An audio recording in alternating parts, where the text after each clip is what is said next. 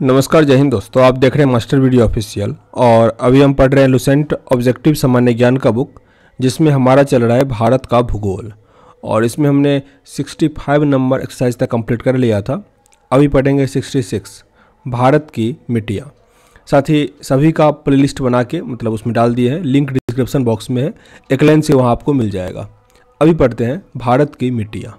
Channel पे नए हैं सब्सक्राइब जरूर कर लीजिएगा। यहाँ पे आपको लुसेंट का सारे बुक का मिल जाएगा, सब्जेक्टिव ऑब्जेक्टिव सब कुछ। तो चलिए शुरू करते हैं भारत की मिट्टियाँ। पहला ही प्रश्न है कि भारतीय कृषि अनुसंधान परिषद के अनुसार भारत में कितने प्रकार की मिट्टियाँ पाई जाती है। भारत में कुल 8 प्रकार का मिट्टी पाया जाता है। भारत में 8 प्रकार की मिट्टी पाई जाती है। याद रखिएगा, बुक में दिया रहता है 4 ही, लेकिन जहाँ पे ये लिखा रहता है कि भारत में कितने प्रकार की मिट्टी है तो वहाँ पे 8 ही लिखा रहता है। तो आपको एग्जाम में 8 ही टिक करना है। क्षेत्रीय विस्तार और कृषि के महत्व की दृष्टि से भारतीय मिट्टियों के कितने प्रमुख वर्ग हैं, तो यहाँ पे 4 हो जाता है। जब वर्ग की बात की जाए तब 4 होता है, क्योंकि अगर लुसेंट सब्जेक्टिव भी देखें तो वहाँ पे लिखा है यही लाइन कि 8 प्रकार की मिट्टी है, और जब फिर वर्ग में डिवाइड किया गया है कि लाल मिट्टी ये सब चीज़, रंगून मिट्टी, तो वहाँ पे वो 4 ही दिया गया है। तो गलती से भी 4 नहीं टिक कीजिएगा। मिट्टी के प्रकार में 8 और कुल कितने प्रमुख वर्ग हैं, तब यहाँ पे हो जाएगा 4। भारत में सबसे अधिक उपजाऊ वाली मिट्टी कौन सी है। सबसे अधिक उपजाऊ होता है जलोढ़ मिट्टी। जलोढ़ मिट्टी जिसको एलुवियल सॉइल कहा जाता है, एलुवियल सॉइल, जलोढ़ मिट्टी। भारत के सर्वाधिक क्षेत्रफल पर किस प्रकार की मिट्टी का विस्तार है, यानी सबसे अधिक कौन सी मिट्टी आपको भारत में मिलेगा, तो जलोढ़ मिट्टी है। जलोढ़ मिट्टी। क्षेत्रफल के आधार पर भारत की मिट्टियों का सही अवरोही क्रम, यानी पहले होगा सबसे अधिक वाला, फिर लास्ट में कम वाला। सबसे अधिक है जलोढ़ मिट्टी, फिर लाल मिट्टी। तो जलोढ़ मिट्टी, लाल, काली और फिर लेटेराइट। जलोढ़ मिट्टी सबसे अधिक है, फिर लाल, काली और लेटेराइट। भारत के विभिन्न क्षेत्रों में विभिन्न प्रकार की मिट्टी पाई जाती है।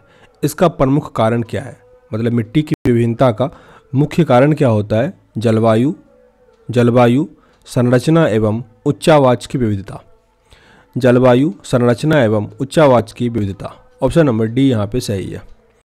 तटीय मैदानों और उत्तर भारत के मैदानों में उत्कृष्ट मिट्टी कौन सी है। तो जब भी उत्कृष्ट मिट्टी का बात हो, और हालांकि जब तटीय मैदान, मेनली जो जलोढ़ मिट्टी होता है वो नदी के द्वारा बहा के लाया गया मिट्टी होता है। तो उत्तर भारत में तो मुख्यतः यही जलोढ़ मिट्टी इसी के कारण है कि नदी के द्वारा बहा के वो लाया गया है। और जब भी उत्कृष्ट मिट्टी का जिक्र हो तो आप आसानी से इसको जलोढ़ मिट्टी पे टिक कर सकते हैं। नवीन जलोढ़ मिट्टी को अन्य किस नाम से जाना जाता है। जलोढ़ मिट्टी भी 2 प्रकार का होता है, एक नया वाला और एक पुराना वाला। नया वाले को खादर कहते हैं, तो खादर हो जाएगा यहाँ पे, क्योंकि वो काफ़ी उपजाऊ होता है इसीलिए उसको खादर कहते हैं। और जो पुराना जलोढ़ मिट्टी होता है उसको कहते हैं बांगर। तो यहाँ पे पूछा गया था नवीन जलोढ़ मिट्टी, तो क्या हो जाएगा, खादर। आगे प्रश्न है, पुरानी जलोढ़ मिट्टी को अन्य किस नाम से जाना जाता है, तो वो हो जाएगा बांगर। बांगर यानी खादर और बांगर किसका टाइप हो गया, जलोढ़ मिट्टी का। भारत का संपूर्ण उत्तरी मैदान किस प्रकार की मृदा का बना हुआ है, जिक्र अभी किए थे जलोढ़ मिट्टी का। जलोढ़ मृदा। गंगा के जलोढ़ मिट्टी की भूमि सतह के नीचे लगभग कितना है, 600 मीटर। 600 मीटर नीचे तक जो है वो जलोढ़ मिट्टी है। नदी के किनारे हर जगह जो भी मेनली एवरग्रीन रिवर है वो जलोढ़ मिट्टी ही लाती है। गंगा के मैदानों की पुरानी कछाड़ी मिट्टी कहलाती है। गंगा के मैदानों की पुरानी कछाड़ी मिट्टी को कौन सा मिट्टी कहा जाता है, बांगर। यहाँ पे पुराना जो है वो जलोढ़ मिलता है, इसीलिए उसको बांगर कहा जाता है। निम्नलिखित में से किस प्रकार की मिट्टी के लिए न्यूनतम उर्वरक की आवश्यकता होती है, यानी वहाँ पे खाद जो है वो कम देना पड़ता है, तो वो जो नया जलोढ़ मिट्टी होता है जिसको खादर कहते हैं उसके लिए। लेकिन यहाँ पे नया पुराना नहीं है, तो ओनली क्या हो जाएगा, जलोढ़ मिट्टी। गंगा के मैदान की पुरानी कछाड़ी मिट्टी, जब भी पुरानी कछाड़ी मिट्टी हो जाएगा तो वो क्या हो जाएगा, बांगर हो जाएगा। यानी ये पुरानी जलोढ़ मिट्टी का बात किया जा रहा है। भारत के समस्त स्थल भाग का कितना प्रतिशत जलोढ़ मिट्टी से ढका हुआ है, 24%। 24% सबसे अधिक यही है, जलोढ़ मिट्टी ही है। जलोढ़ मिट्टी में जब बालू के कणों और चीका की मात्रा लगभग बराबर होती है तो उसे क्या नाम दिया जाता है, उसे कहते हैं दोमट मिट्टी। जब जलोढ़ मिट्टी में बालू का कण मिल जाए और वो बराबर हो, मतलब बालू का कण और चीका की मात्रा बराबर हो, उसे कहते हैं दोमट मिट्टी। भारत में पाई जाने वाली कौन सी मिट्टी क्रेस्टेशियस युग में दरारी उद्भेदन से निक्षेपण पदार्थों से बना हुआ है, यानी उस टाइम का है, तो वो काली मिट्टी है, काली मिट्टी है। निम्नलिखित में से कौन सी मिट्टी प्रायद्वीपीय भारत में अधिकांश क्षेत्र में विस्तृत है? जब प्रायद्वीपीय भारत का जिक्र हो तो वहाँ हो जाएगा काली मिट्टी। प्रायद्वीपीय भारत हो गया, जो दक्षिण भारत हुआ ना, उसी को कहते हैं प्रायद्वीपीय भारत। तो वहाँ पे मिलेगा आपको काली मिट्टी अधिक मिलेगा। कपास की खेती के लिए सबसे अच्छा मिट्टी कौन सा होगा? काली मिट्टी ही होगा, काली मिट्टी। लावा के प्रवाह से किस प्रकार की मिट्टी का निर्माण होता है? लावा जो निकलता है मेनली ज्वालामुखी से, तो वहाँ से किस प्रकार का मिट्टी निकलता है? काली मिट्टी निकलता है, काली मिट्टी। काली मिट्टी का विस्तार कहाँ पाया जाता है? काली मिट्टी का विस्तार मेनली प्रायद्वीपीय पढ़े हुए थे अभी भारत में, तो वो महाराष्ट्र, मध्य प्रदेश और गुजरात, हर जगह पाया जाता है। इनमें से सभी हो जाएगा। रेगुड़ मृदा किसकी कृषि के लिए सबसे अच्छा है? मतलब रंगून मिट्टी जो है उसमें किसका खेती सबसे अच्छा होगा? तो वो कपास का। निम्नलिखित में से कौन सी मिट्टी जैव पदार्थों से भरपूर है, यानी उसमें जीवाश्म या जैव पदार्थ जो है वो काफ़ी मात्रा में मिलेगा? तो वह है काली मिट्टी। काली मिट्टी के संबंध में निम्नलिखित में से कौन सा कथन असत्य है? यानी काली मिट्टी के बारे में यहाँ पे कौन सा कथन गलत दिया गया है? पहला है कि काली मिट्टी कपास के लिए आदर्श होता है, बिल्कुल सही है। इसमें आर्द्रता को अधिक समय तक धारण करने की क्षमता होती है, ये भी सही है। ह्यूमिडिटी लंबे समय तक रहता है इसमें। सूखने पर काली मिट्टी में दरार पड़ जाता है, ये भी सही है। यहाँ पे तीनों कथन सही था, ये गलत है। जुताई अधिक करना पड़ता है, ये गलत है। भारत की निम्नलिखित मिट्टी में से कौन सा बेसाल्ट लावा के अपक्षय के कारण निर्मित होता है? जहाँ भी लावा का जिक्र हुआ है, इससे पहले भी जिक्र किए हुए थे कि वो काली मिट्टी या रेंगुड़ मिट्टी हो जाएगा। ऑप्शन नंबर बी, बेसाल्ट मिट्टी या बेसाल्ट लावा कहा जाता है इसको, इसीलिए काला होता है।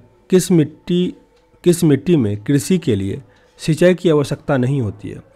सिंचाई की आवश्यकता नहीं होगी काली मिट्टी में। निम्नलिखित में से किस प्रकार की मिट्टी को रेंगुड़ मिट्टी के नाम से जाना जाता है? अब तो समझ ही गए होंगे कि काली मिट्टी को ही रेंगुड़ मिट्टी कहा जाता है, जो कि बेसाल्ट लावा से बनता है। निम्नलिखित में से किस मिट्टी के बारे में कहा जा सकता है कि इसकी जुताई स्वतः होती रहती है, मतलब जुताई अधिक नहीं करना पड़ता? तो ये भी ऊपर जिक्र हुआ था। तो काली मिट्टी में जो है वो जुताई नहीं करना पड़ता। भारत में लाल मिट्टी का सर्वाधिक विस्तार कहाँ पाया जाता है? लाल मिट्टी मिलेगा आपको आंध्र प्रदेश और तमिलनाडु में। प्रायद्वीपीय भारत में क्षेत्रीय मृदा के निम्न प्रकारों में से कौन सा है? मेनली प्रायद्वीपीय भारत में जो वहाँ का लोकल मिट्टी है कौन सा है? तो लाल और पीली मिट्टी। तमिलनाडु के 2/3 क्षेत्रफल किस प्रकार की मिट्टी फैली हुई है? तमिलनाडु में सबसे अधिक कौन सा मिट्टी है? लाल मिट्टी है, 2/3 पे फैला हुआ है। यहाँ पढ़े भी थे, आंध्र प्रदेश और तमिलनाडु में जो है वो लाल मिट्टी सबसे अधिक है। लाल मिट्टी के संबंध में कौन सा कथन यहाँ पे गलत दिया गया है? यानी 3 कथन यहाँ पे क्या होगा लाल मिट्टी के बारे में सही दिया गया है। पहला है कि लौह ऑक्साइड की उपस्थिति के कारण इसका रंग लाल होता है, बिल्कुल सही है। कई बार प्रश्न भी आता है कि लाल मिट्टी लाल क्यों होता है? क्योंकि इसमें लौह ऑक्साइड जो फेरस ऑक्साइड होता है, इसकी अधिकता के कारण, इसकी उपस्थिति के कारण इसका रंग लाल होता है, सही है ये शुष्क और आर्द्र दोनों में पाया जाता है। जो लाल मिट्टी है वो शुष्क और आर्द्र दोनों क्षेत्रों में पाया जाता है। ये अधिकांशतः तमिलनाडु और आंध्र प्रदेश में पाया जाता है। तो ये तीनों सही हो गया। यह मिट्टी नदी घाटियों में तो जलोढ़ मिट्टी होता है ना, तो ये गलत है। लेटेराइट मिट्टी महत्वपूर्ण रूप से पाया जाता है। लेटेराइट मिट्टी कहाँ पाया जाता है? ये मालाबार तटीय क्षेत्र में। किस मिट्टी में लोहे और एल्युमिनियम की ग्रंथियाँ पाई जाती है? लोहा और एल्यूमिनियम लेटेराइट में लोहा और एल्यूमिनियम दोनों मिलेगा। लेटेराइट मिट्टी का प्राधान्य है, मतलब लेटेराइट मिट्टी अधिकतर आपको कहाँ मिलेगा? अभी पढ़े थे मालाबार तटीय प्रदेशों में मिलेगा लेटेराइट मिट्टी। भारत में निम्नलिखित में से कौन मृदा समूह लोहे का अतिरेक होने के कारण अर्डुबर होता है? तो कौन सा ऐसा मिट्टी है जो लोहे का अधिकता के कारण ऐसा होता है? तो ये हो जाएगा लेटेराइट, अधिक लोहा हो जाता है इसमें। निम्नलिखित में से कौन सी मिट्टी सूख जाने पर ईंट की तरह कठोर और गीले होने पर दही की तरह लिपलिप हो जाता है?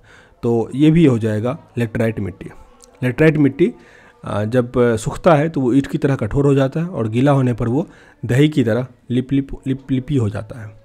निम्नलिखित में से कौन सा कथन यहाँ पे गलत दिया गया है? पहला है कि लेटेराइट मिट्टी सामान्यतः अधिक वर्षा वाले क्षेत्र में पाया जाता है, सही है। लेटराइट मिट्टी अधिक वर्षा वाले क्षेत्र में पाया जाता है, ये सही है। ये एक क्षारीय मिट्टी है, ये गलत है। इस मिट्टी में मुख्यतः मोटे अनाज की खेती होती है, ये सही है। और इसमें चाय की भी खेती होती है, कृषि का चाय की खेती होती है, ये भी सही है। तो क्षारीय नहीं होता ये। निम्नलिखित में से कौन सा कथन यहाँ पे असत्य दिया गया, यानी कौन सा कथन यहाँ पे गलत है? तो पहला है कि लेटराइट मिट्टी में सिलिका की अधिकता होती है। नहीं, लेटराइट मिट्टी में वही एल्युमिनियम और लोहा का होता है, तो ये तो गलत हो गया। सूख जाने पर यह मिट्टी ईंट की भांति कठोर हो जाता है, सही है ये। इस मिट्टी में लोहा और एल्युमिनियम की अधिकता होती है, ये सही है। इस मिट्टी की उर्वरकता शक्ति जो होता है वो कम होता है। यहाँ पे ये तीनों जो है वो लेटराइट मिट्टी के बारे में सही है। भारतीय कृषि एवं अनुसंधान परिषद के अनुसार भारत की लगभग कितनी प्रतिशत भूमि मृदा अपरदन की समस्या से प्रभावित है? जहाँ पे सॉइल इरोशन होता है, मृदा अपरदन, ये 60%। उपजाऊ जलोढ़ मिट्टी डैश के उत्पादन करने के लिए सबसे उपयुक्त है। उपजाऊ जलोढ़ मिट्टी में सबसे अच्छा कौन सा फसल होगा? चावल। किस राज्य में लेटराइट मिट्टी पाया जाता है? लेटराइट मिट्टी किस राज्य में पाया जाता है? राजस्थान में मिल जाएगा आपको, हालांकि उससे अधिक केरल में होगा। यहाँ पे आंसर क्या होगा? केरल होगा। निम्नलिखित में से किस राज्य में लेटराइट मिट्टी पाया जाता है? तो केरल होगा। उत्तर में कभी भी राजस्थान या उत्तर प्रदेश, इसमें मिलेगा आपको जलोढ़ मिट्टी। मृदा अपरदन रोका जा सकता है, वन लगा के आप रोक सकते हैं मृदा अपरदन, ऑप्शन नंबर सी। रेंगून मिट्टी का दूसरा नाम क्या है? ये आप लोग बता सकते हैं, काली मिट्टी का है। रेंगून मिट्टी सबसे ज़्यादा कहाँ मिलेगा? रेंगून यानी काली मिट्टी सबसे अधिक कहाँ मिलेगा? महाराष्ट्र में। महाराष्ट्र। निक्षालन और ऑक्सीकरण द्वारा निर्मित मृदा कौन सी होती है? मखरला मिट्टी। निम्नलिखित अपरदन के प्रकारों में से किसके कारण चंबल के खरड़ बनते हैं? चंबल के खरड़ ये बनते हैं अवनालिका यानी गली के द्वारा। मृदा अपरदन क्षेत्र का उपचार है। मृदा अपरदन जो सॉइल इरोशन होता है, इसका उपचार क्या सब किया जा सकता है? तो एक तो जो वृक्ष लगाना होता है, कटाई नहीं। समुद्र क्षेत्र की किनाराबंदी, ये होगा कि मृदा नहीं भागेगा, ये सही है। और भू उपयोग का विनियमन, ये दोनों यहाँ पे सही है। पशुओं को चरने की छूट नहीं, वो तो खा ही जाएगा। तो यहाँ पे 1 और 2 ओनली सही है, मृदा अपरदन को रोकने के लिए। नहीं तो आप पेड़ लगा के कर सकते हो, ये भी होता है। किस प्रकार की मिट्टी में कार्बनिक पदार्थों की अधिकता होती है? कार्बनिक पदार्थ मिलेगा काली मिट्टी में, क्योंकि जीवाश्म उसमें अधिक होता है। महाराष्ट्र में सर्वाधिक मात्रा में पाई जाने वाली मिट्टी महाराष्ट्र में काली मिट्टी है। काली मिट्टी। निम्नलिखित राज्यों में से किसमें भारत की सबसे बड़ी अंतर्देशीय लवणीय आर्द्र भूमि है? अंतर्देशीय लवणीय आर्द्र भूमि मिलेगा राजस्थान में।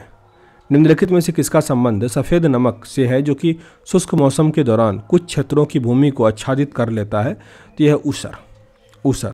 तो अपना ये भारत का मिट्टी खत्म हुआ। आगे सिंचाई के साधन, इसको अगले वीडियो में कंप्लीट करेंगे। सेशन अगर अच्छा लग रहा हो मेरे भाई तो लाइक और शेयर जरूर कीजिएगा। नहीं पसंद आ रहा हो डिसलाइक भी कर सकते हैं, पर कारण जरूर बताइएगा ताकि वीडियो को इम्प्रूव कर पाए। मिलते हैं नेक्स्ट वीडियो में, तब तक के लिए जय हिंद।